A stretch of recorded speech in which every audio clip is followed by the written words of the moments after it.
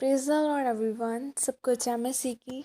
मैं बिलीव करती हूँ खुदावन का रूह आपको छुएगा और आज़ाद करेगा और ये वचन आप लोगों की ज़िंदगियों में बोया जाएगा और ये वचन हज़ार गुना फल लेके आएगा। और मैं इस वचन को पढ़ती हूँ जो वचन हमें परमेश्वर के दास अपोस्टल अंकुर यूसुफ निरूला जी द्वारा और परमेश्वर की दासी पास्टर सोनिया यूसुफ निरूला जी द्वारा दिया जाता है। और मैं इस वचन को आप सब लोगों के लिए पढ़ती हूँ। परमेश्वर की आवाज़ को सुने, जैसे कि पवित्र बाइबल लूका 22 की 35 आयत में लिखा है।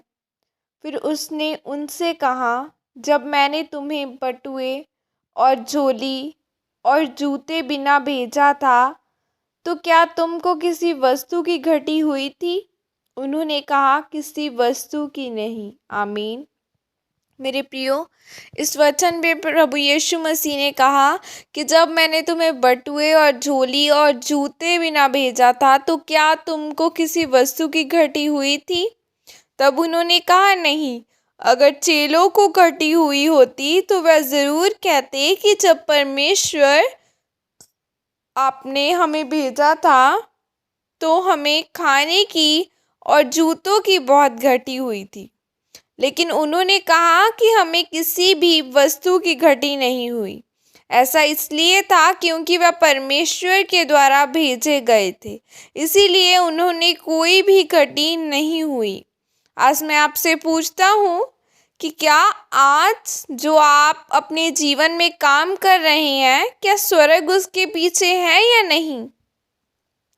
और वही आपके जीवन में निर्धारित करेगा कि आप अपने जीवन में घटी के साथ जिएंगे या बिना घटी के जिएंगे। और बाइबल कहती है कि जब पौलुस एशिया में सुसमाचार सुनाने के लिए जा रहा था तो परमेश्वर की पवित्र आत्मा ने पौलुस को यह सुसमाचार सुनाने से रोका।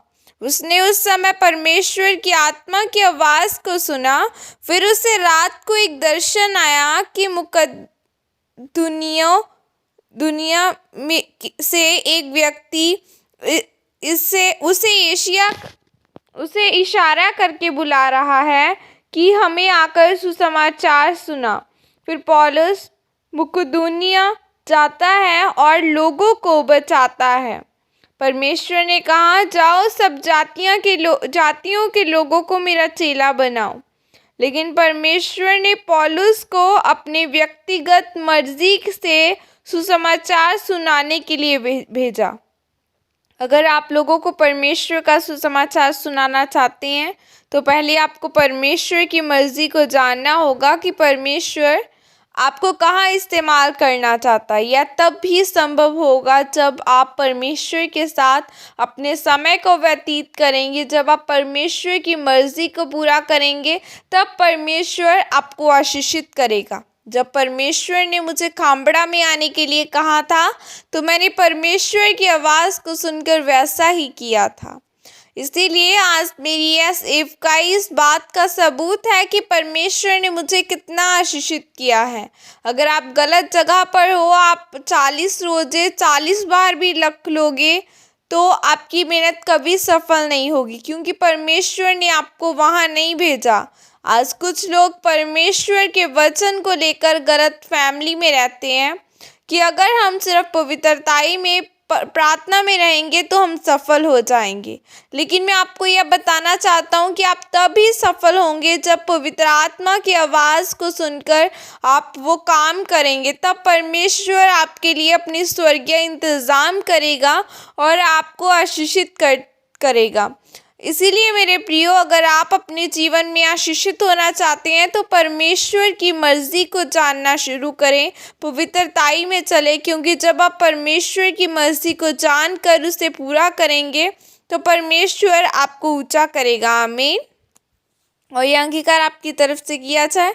सर्वशक्तिमान परमेश्वर, इस वचन के लिए पिता मैं आपका धन्यवाद करती हूँ। और परमेश्वर, मैं अंगीकार करती हूँ कि मैं पवित्रताई में चलते हुए आपकी आवाज़ को सुनकर आपके कामों को करूँगी।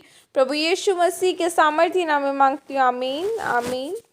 हालेलुया। खुदावन आप सबको ब्लेस करे, आपके घरानों को खुदावन का वचन आपको छू के आज़ाद करे।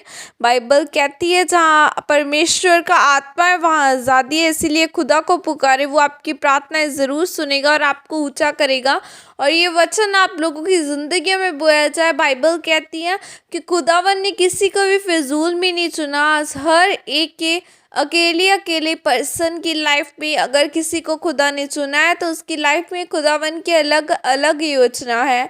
किसी को पास्टर होने के लिए, किसी को अपोस्टलिक होने के लिए, किसी को एज अ मेंबर होने के लिए चुना है। तो आप जिस अथॉरिटी के नीचे, जिस काम के लिए खुदावन ने आपको चुना है, आप उसकी कदर करो, उसे फॉलो करो कि खुदावन ने आपको किसके लिए चुना है। सो जब आप उसको फॉलो करेंगे, आप जितनी ज़्यादा प्रार्थना करेंगे, खुदावन उतना ही आपको ऊंचा करेगा और आपको चलाएगा। God bless you all. Praise the Lord. जय मसीह।